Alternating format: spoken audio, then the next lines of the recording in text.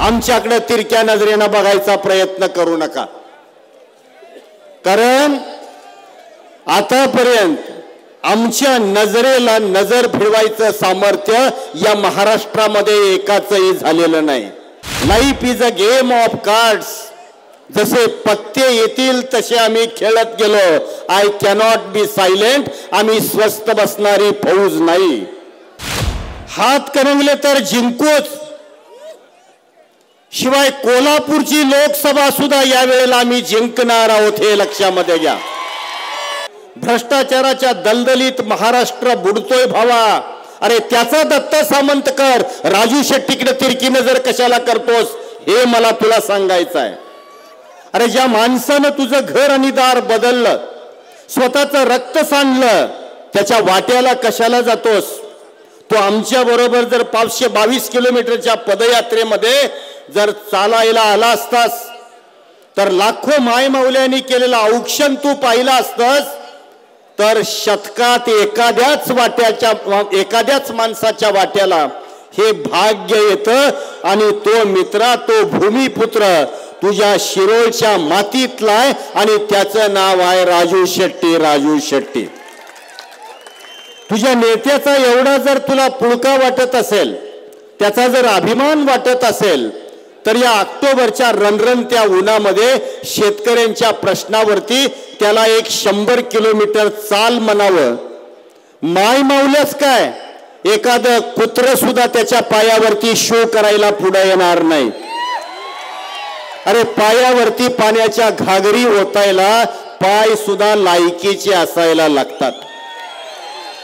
आणि हो, विषय निघालाय म्हणून सांगतो, हे ऊस आंदोलनाचं युद्ध तर आहेच, शिवाय लोकसभेचं आणि विधानसभेचं घोडा मैदान जवळ आलंय, त्याचंही हे युद्ध आहे. हात करंगले तर जिंकूच. शिवाय कोल्हापूरची लोकसभा सुद्धा यावेळेला आम्ही जिंकणार आहोत, हे लक्षामध्ये घ्या. राजू शेट्टीने आदेश दिला तर त्या रणांगणातला मैदानातला उमेदवार मीच असेल, हेही भावानो तुम्हाला इथं सांगतो. प्रसंग पडला, तुमच्या बरोबर 2 हात करायचे ठरवले तर कोल्हापूरच्या 10 विधानसभा सुद्धा आम्ही जिंकणार आहोत. आणि महाराष्ट्राच्या विधानसभेमध्ये एक वेगळा एल्गार भावानो उभा करणार आहोत. अरे मित्रा, तू ज्यांच्यावर प्रेम करतोस ना, ते सगळे या IPL चे खेळाडू आहेत. आज या पक्षात आहेत, उद्या त्या पक्षात उड्या मारणार आहेत. अरे बोलीवरती बदलणार हे तुझं गडी. या मूठभरांचं जर खिस्स झाडलं ना तर महाराष्ट्र 10 वेळा कर्जमुक्त होईल. त्याचा खिस्सा एकदा भावा चाचप. एकेकाचा 7-12 काढायची ही वेळ नाही, याची मला जाणीव आहे. पण एक दिवस याचाही हिशेब चुकता करू. अरे भावा, यांचं जे भांडण आहे ना, ते गाईला वैरण कुणी घालायचे आणि शेण कुणी काढायचं, याच्यासाठी यांचं भांडण नाही. यांचं जे भांडण आहे ना, ते गाईच्या कासत कुणी बसायचं याच्यासाठी भांडण आहे. आम्हाला ऊस शेती परवडत नाही. राजू शेट्टी साहेबांनी मगाशी 1 एकर जमिनीचा खर्च सांगितलाय. अगदी मोठा हिशेब तुम्हाला भावानो सांगतो. 1 एकर रान नांगरण्यासाठी आज गुंट्याला 120 रुपये लागतात. 1 एकर रान नांगरायचं म्हटलं तरी 4800 रुपये जातात. बांधण्यासाठी 2500 रुपये जातात. सरी काढायला 2500 रुपये जातात. म्हणजे 1 एकर रानाचं रान नांगरून सरी काढायला 10,000 रुपये गेले. कड कोणा सरळ करण्यासाठी 4 गडी जरी घातले तरी त्याला 1000 रुपये लागतात. 11,000 रुपये झाले. 1 एकर रानाला सावकार 7,500 रोपं लागतात. साधारणतः 2 रुपये तुम्ही सावकार रोपाला घेताय. 15,000 रुपये रोपाचे झाले. 15,000 नी 11,000 26,000 रुपये झाले. 1 एकर रानाला आता 140-70-70च्या फॉर्म्युल्यामध्ये टनाचं सुद्धा ॲव्हरेज बसत नाही. आता आम्ही 200 100-100च्या फॉर्म्युल्यावरती गेलोय. किमान 1 एकर रानाला 25 ते 30 हजार रुपयाची खतं घालायला लागतात. ते 30,000 नी हे 26,000, 56,000 रुपये झाले. भरणीसाठी 5,000 रुपये लागतात, 61,000 रुपये गेले. 3 भांगलणी केल्या तर 15,000 रुपये जातात. 61 71 नी 5 76,000 रुपये झाले. 10 पाण्याच्या पाळ्या दिल्या तर किमान 200 रुपये प्रमाणे गड्याला 2,000 रुपये द्यावे लागतात. 78,000 रुपये गेले. पाणीपट्टी 5,000 रुपये, 78 नी 5 83,000 रुपये झाले. हा फक्त मोठा मोठा हिशेब सांगितला. 1 एकर रान आज ऊस पिकवण्यासाठी किमान लाखाच्या घरात जातंय. कोल्हापूर जिल्ह्याचं ॲव्हरेज आहे 28 ते 30 टनाचं. म्हणजे 3,000 रुपयाने मिळतायत 90,000, खर्च 90,000. ही ऊस उत्पादन आता व्याजाची पिसणी झाली आहे, म्हणून पाठीमागला आम्ही 400 रुपये मागतोय. आणि हे जर कुणी चुकीचं सांगत असाल तर त्यानं माझ्याकडे यावं. साखर कारखानदारांना हा हिशेब कधीच करणार नाही, कारण यांच्या हाताला कधी माती लागलेली नाही, यांच्या हातामध्ये कधी नांगराचा मोठ्या आलेला नाही. या सगळ्या गड्यांचा हात हातात घ्या, लोण्यासारखं मऊ लागलं ओळखायचं हे बेन मातीवरचं नाही. इथं बसलेल्या कोणत्याही शेतकऱ्याचा हात हातात घ्या, तो हात तुम्हाला सांगेल की अरे हे बेन सकस मातीवरती रुजणारं बेन आहे. हा प्रत्येक शेतकऱ्याचा हात तुम्हाला सांगेल. अरे जवळजवळ खताच्या किमती 2017-18 पासून 52% वाढलेले आहेत. ठिबक खताचे भाव 85% वाढलेले आहेत. तणनाशक कीटकनाशक 80% वाढलेले आहेत. शेत मशागतीमध्ये 30% वाढ झालेली आहे. पेट्रोल डिझेल पीव्हीसीचे भाव 110 पटीने वाढलेले आहेत.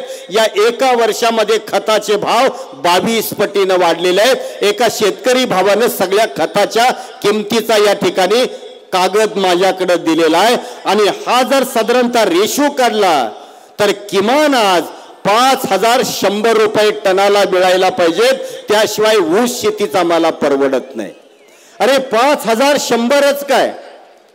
मी परवा शिवार संवाद या माझ्या YouTube चॅनेलवरती एक व्हिडिओ केलेला होता. तुम्हाला माहित आहे की 1986 ला मी ज्या वेळेला प्राध्यापक म्हणून नोकरीला लागलो त्यावेळेला माझा पगार 1,630 रुपये होता. बरोबर 2021 ला ज्या वेळेला मी निवृत्त झालो त्यावेळेला माझा पगार 2.5 लाख रुपयाच्या घरात होता. म्हणजे माझा पगार हा 153 पटीने वाढला. 1986 ला मी ज्या वेळेला प्राध्यापक म्हणून नोकरीला लागलो त्यावेळेला कुंभी कारखान्याचा टनाचा दर होता 320 रुपये. हाच 320 रुपयाचा दर आज कुंभी कारखान्यानं 3200 रुपये दर जाहीर केलाय. म्हणजे बरोबर 10 पटीने वाढला, 3200 रुपये. माझा पगार ज्या पटीमध्ये वाढला त्या पटीमध्ये जर आमच्या ऊसाचा दर वाढला असता तर 48,960 रुपये आम्हाला टनाला मिळाले असते. मग राजू शेट्टींना या ठिकाणी ठिय्या आंदोलन करायची गरज नव्हती. या मैदानामध्ये मातीत बसायची गरज नव्हती. आम्ही राजू शेट्टींना निरोप दिला असता. आता आमची मातीमध्ये बसत नाही, तिला गालीच्या लागतोय तरच ती टेकतो म्हणती. भावानो, आजही तुम्हाला सांगतो वास्तव हे आहे की कच्च्या मालाचं शोषण हे शेतीचं फार मोठं दुखणं आहे. आणि त्या दुखण्यावरती सातत्याने तुम्हाला संघर्ष उभा करावा लागेल. अरे परवा माझ्याकडे एक आमच्या डेअरीतनं दूध घेऊन जाणारा एक बर्फीवाला मुलगा आला. मी त्याला म्हटलं गड्या 200 लिटर दूध जर आटवलं तर 50 किलो खवा होतोय. 50 किलो खव्यामध्ये जर 150 किलो साखर घातली तर बरोबर 200 किलो बर्फी म्हणजे 200 किलो मिठाई तयार होते. आता आम्हाला किती मिळाले बघा. 200 किलो दुधाचे 50 रुपये धरले तर 10,000 रुपये झाले. आणि 150 किलो साखरेचे 3100 रुपये जर आम्ही धरले तर साधारणतः 4650 रुपये होतील. म्हणजे आम्हाला मिळाले दुधाचे 10,000 रुपये आणि 150 किलो साखरेचे 4650 म्हणजे साधारणतः 14,750, 15,000 रुपये आम्हाला मिळाले असं गृहीत धरा. आणि जी मिठाई जी बर्फी 200 किलो तयार झाली, तिचा 500 रुपयाने जर दर आपण केला तर बरोबर मिठाईवाल्याला मिळतायत 1 लाख रुपये, आम्हाला मिळतायत 15,000 रुपये. पुरोहितांची दुकान आणि हलवायांची दुकानं मोठी का झाली याचं हे भावानो साधं गणित आहे. मग आम्हाला त्यातला 50% वाटा द्या, आम्हाला 50,000 द्या, तुम्हाला 50,000 घ्या. अरे आमच्या दुधाला सहजपणानं 100 रुपयाचा भाव मिळू शकेल. मग दुधाला आम्ही जर 100 रुपयाचा भाव मागितला तर मग पोटामध्ये का दुखतंय हा माझा प्रश्न आहे. यासाठी भावानो तुम्हाला काही धोरण राबवावं लागेल आणि त्या धोरण नीतीसाठी सातत्यानं आम्ही संघर्ष करतोय. आम्ही गेली अनेक वर्ष द्विस्तरीय विक्री पद्धतीचं धोरण शेतकऱ्याच्या बाबतीमध्ये राबवा असं आम्ही सातत्यानं म्हणतोय. आणि द्विस्तरीय विक्री पद्धतीचं धोरण जर राबवलं तर माझा दावा आहे की आजही आम्हाला टनाला 48,960 रुपये मिळतात. गरिबांना साखर फुकट द्यायला स्वाभिमानी तयार आहे, ऊस उत्पादक तयार आहे. कारण गरिबांना साखर द्यायला लागतेच किती. या देशामध्ये जी साखर तयार होते त्यातली 40% साखर ही हॉटेल आणि बेकरीसाठी जाते, 24% साखर ही शीतपेयासाठी जाते, 19% साखर ही मद्यार्काला लागते, राहिली 17% साखर. त्यातलेही मधुमेहाचे पेशंट जर वगळले आणि लहान बालक जर वगळली तर 10 ते 12% माणसांनाच साखर खायला लागते. ही 12% साखर ऊस उत्पादक शेतकरी फुकट देईल, पण उद्योग जगताला 31 रुपयाच्या भावानं साखर का द्यायची हा आम्हाला अस्वस्थ करणारा प्रश्न आहे. अगदी परवाचं तुम्हाला उदाहरण सांगतो. 2-1 महिन्यापूर्वी मी आणि राजू शेट्टी साहेब मुंबईला मुख्यमंत्र्यांच्या भेटीसाठी चाललो होतो आणि त्या भेटीसाठी जात असताना रात्रीचे 11:30 वाजल्यानंतर आम्ही पुण्यामध्ये थांबलो, एका हॉटेलमध्ये थांबलो. सकाळी त्या हॉटेलवाल्यानं आम्हाला हॉटेल दाखवत असताना बार सुद्धा दाखवला, आमच्यासाठी नव्हे. बघा तरी म्हणला साहेब माझा बार किती अद्ययावत आहे. त्या बार मध्ये एक वेगळ्या धाटणीची एक बॉटल मला बघायला मिळाल्यानंतर मी त्याचा फोटो घेतला. साहेब फोटो घेऊ का? तर घ्या किंवा म्हटले, ती विकायलाच ठेवलेली आहे. मी त्यांना किंमत विचारली, या बॉटलची 6 लिटरच्या किंमत काय? तर त्यावेळेला तो म्हणाला 12.5 लाख रुपयाची किंमत आहे. राजू शेट्टी समोर बसलेत, त्यांना विचारा. मी म्हटलं 12.5 लाख रुपयाची गड्या दारू पिणारी माणसं हाईत म्हणूनच ती म्हटलं विकायला ठेवली आहे ना. त्यावेळेला माझ्या डोक्यात विचार आला की अरे या 12.5 लाख रुपयाच्या 6 लिटरच्या बाटलीमध्ये जर 250 ग्रॅम आमची साखर असेल तर त्या 250 ग्रॅम साखरेचे झाले 50,000 रुपये आणि 250 ग्रॅम साखरेचे आम्हाला किती मिळाले बघा, 7.5 ते 7.25 रुपये. मग मध्यार्काला जर समजा द्विस्तरीय विक्री पद्धतीचं धोरण लावलं तर आम्हाला 48,960 रुपये दर मिळेल की नाही मला सांगा. हे जागरण शेतकऱ्यांच्या पोरांनी शेतकऱ्यांच्या मध्ये करायला पाहिजे हा माझा भावानो दावा आहे. आम्ही का प्रतिकूलतेमध्ये जगायचं, आम्ही आमच्या कच्च्या मालाचा दर का ठरवायचा नाही, हे अस्वस्थ करणारे प्रश्न आहेत, लक्षामध्ये घ्या. आणि आमचे साखर कारखानदार या संदर्भामध्ये कुणाशीही बोलत नाहीत, त्याच्यावरती भांडण करत नाहीत. अगदी गुन्ह्या गोविंदानं ते आणि राज्यकर्ते नांदत असताना पाहायला मिळतात. आम्ही जवळजवळ ऊस दराच्या 2 बैठका घेतल्या. सगळा प्रसार माध्यम आता इथं समोर आहेत, कलेक्टर ऑफिस मध्ये कलेक्टरांच्या साक्षीनं त्या 2 बैठका झाल्या. त्या 2 बैठका निष्फळ ठरलेल्या असल्या तरी 400 रुपयाची आमची गत हंगामातली जी दुसऱ्या हप्त्याची मागणी आहे ती कशी रास्ताय हे त्या बैठकीमध्ये मी त्यांना समजून सांगितलं, राजू शेट्टी साहेबांनी त्यांना समजून सांगितलं. आजही तुम्हाला सांगतो की मागील वर्षीचे आम्ही जे 400 रुपये मागतोय हा रतन खत्रीचा आकडा म्हणून मागत नाही, आम्ही हिशेबानं भावानं मागतोय. मगाशी आपल्या भाषणामध्ये राजू शेट्टीने त्याचा उल्लेख केलेला आहे की एप्रिल ते ऑक्टोबर या काळामध्ये वाढलेले साखरेचे दर किती आहेत, त्याचा लेखाजोगा तुम्ही बघा. आणि हिशेबानं आम्हाला 10 रुपये फिरले तर 10 रुपये द्या. पण या विराट सभेला मी आज भावानं संबोधित करताना अभिमानानं सांगतो की हिशेबामध्ये आम्हाला तुम्हाला 400च काय वर आणखी 100-200 रुपये द्यावेच लागतील, इतका साधारणतः तो हिशेब आमच्याकडे परफेक्ट आहे.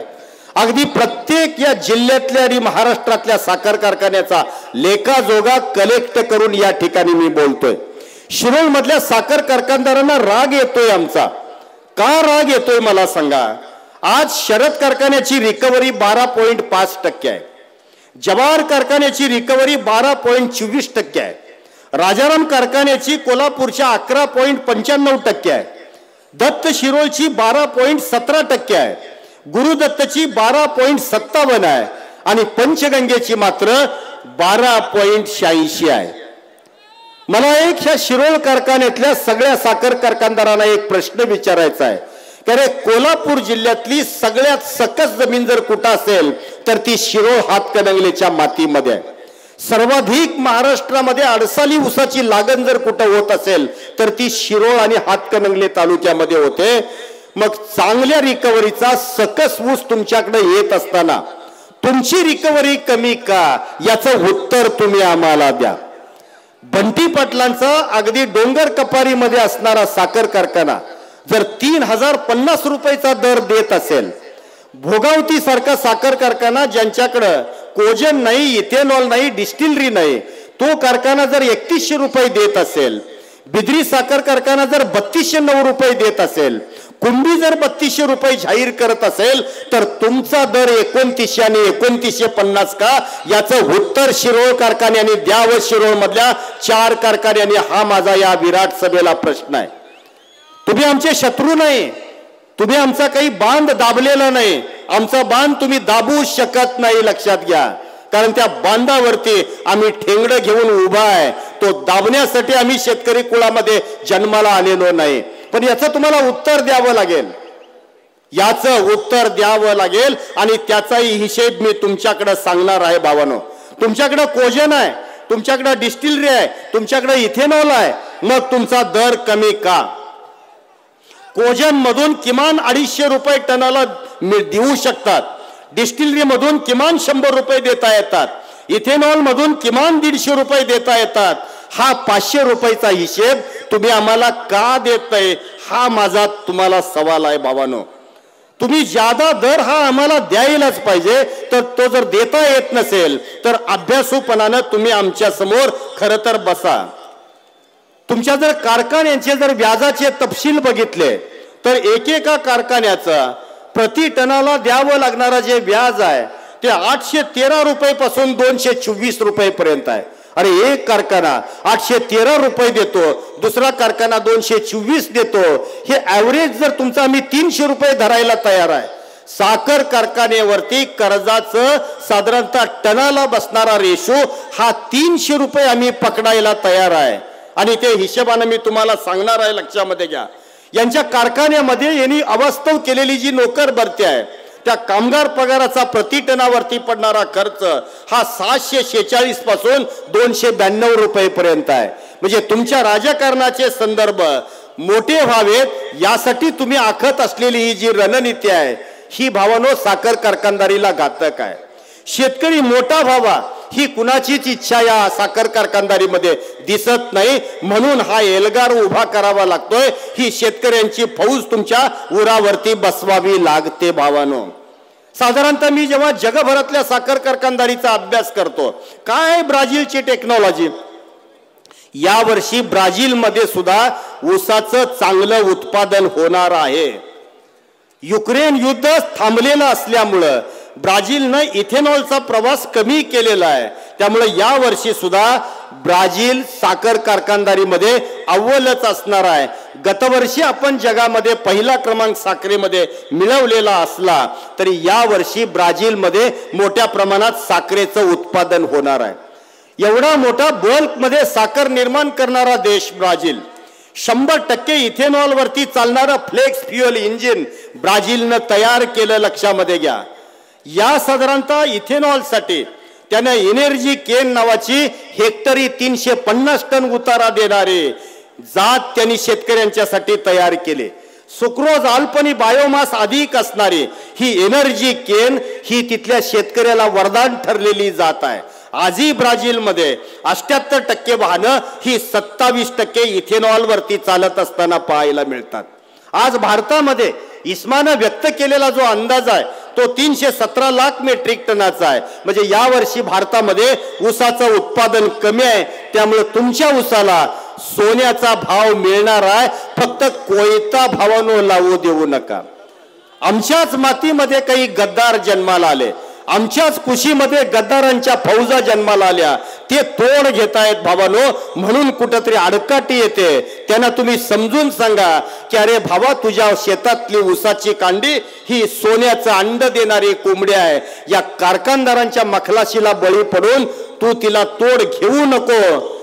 सगळे शेतकरी जर एका झेंड्याखाली आले तर मला असं वाटतंय की तुम्हाला चांगल्या पद्धतीचा न्याय मिळू शकतो. आणि हे आव्हान मगाशी राजू शेट्टीने या ठिकाणी केलेलं आहे. अरे गट तट पक्ष सगळ्या भिंती गाडा, तुमच्या एका विचारासाठी एका झेंड्याखाली जर तुम्ही आला तर तुम्ही मागाल तो दर तुम्हाला मिळू शकतो. भावानो, साधारणतः मी तुम्हाला साखर कारखानदारीचा अभ्यास वास्तव 1-2 मिनिटांमध्ये सांगणार आहे आणि मी माझं मनोगत थांबवणार आहे. साधारणतः कोल्हापूर जिल्ह्यातले ॲव्हरेज रिकव्हरी ही 12.50% आहे. 12.50% साखर उत्पादन 125 किलोचं धरा, मोलॅसिस 40 किलो धरा, बग्यात 40 किलो धरा. ही जमेची बाजू साधारणतः एका बाजूला करा. साखरेतून 125 रुपयानं ॲव्हरेज 3400 रुपयाचा जरी दर पकडला तर 4250 रुपये होणार आहेत. 40 किलो मोलॅसिसचे 10,000 रुपयाच्या टनाच्या दरानं 400 रुपये होणार आहेत. हे साखर कारखानदारांना मी चॅलेंज म्हणून या ठिकाणी हिशेब सांगतोय. हे चुकीचं असलं तर तुम्ही माझ्या दारामध्ये यायला हरकत नाही. मोलॅसिस मधून 40 किलोचे 10,000 रुपयाच्या दराने 400 रुपये होतील.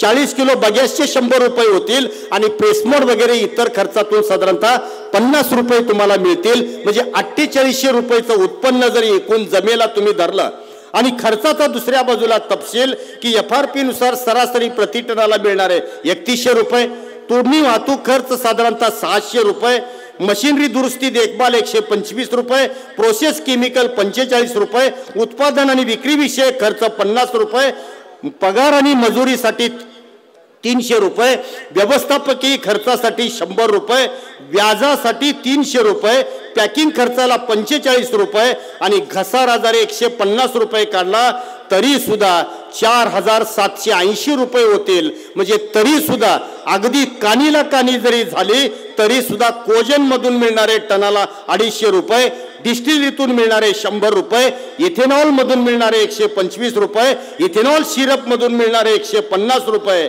हे 625 रुपये तुम्हाला द्यावेच लागतील. लक्षात घ्या. म्हणजे 400 रुपयाची केलेली राजू शेट्टीने जी मागणी आहे ना, ती मागणी भावानो अगदी कारखानदारांच्या पातळीवरचा हिशेब जरी बघितला तरी हा काटेकोर जरी हिशेब काढला तरी ज्या कारखान्यांच्याकडे इथेनॉल आहे, ज्या कारखान्यांच्याकडे कोजन आहे, ज्या कारखान्यांच्याकडे डिस्टिलरी आहे, त्यांना 400 रुपये हे द्यावेच लागतील. अन्यथा तुम्हाला सांगतोय का त्यांच्यावरती आम्हाला आरोप करताना वाईट वाटणार नाही. एक वेळ ज्यांच्याकडे कोजन इथेनॉल नाही त्यांना आम्ही समजून घेऊ, पण हे बाय प्रॉडक्टचे सगळे तपशील ज्यांच्याकडे आहेत त्यांच्या बाबत मात्र स्वाभिमानी शेतकरी संघटना कदापिही समजून घेणार नाही. मग न भूतो न भविष्यती अशा स्वरूपाचा लढा जरी उभा राहिला तरी भावानो त्या लढ्याला तुम्ही साथ द्या एवढीच अपेक्षा व्यक्त करतो. आणि मागील 400 रुपयाच्या हप्त्या संदर्भामध्ये राजू शेट्टीने आपल्या साधारणतः भाषण पूर्ण करत असताना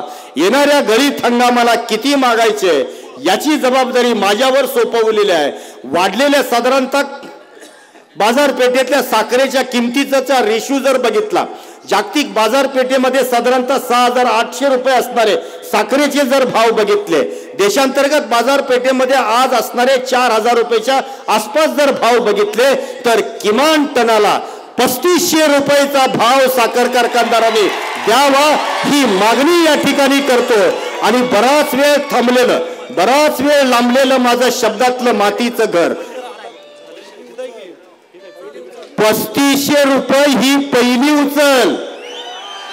आणि मग आता जसं दुसऱ्या उचली संदर्भात 400 रुपये आम्ही मागतोय, ती साधारणतः बाजारपेठेतल्या साखरेचा रेशो डोळ्यासमोर ठेवून त्याच्यावरती दुसऱ्या हप्त्या संदर्भात आम्ही मागणी करू. धन्यवाद. जय हिंद, जय महाराष्ट्र.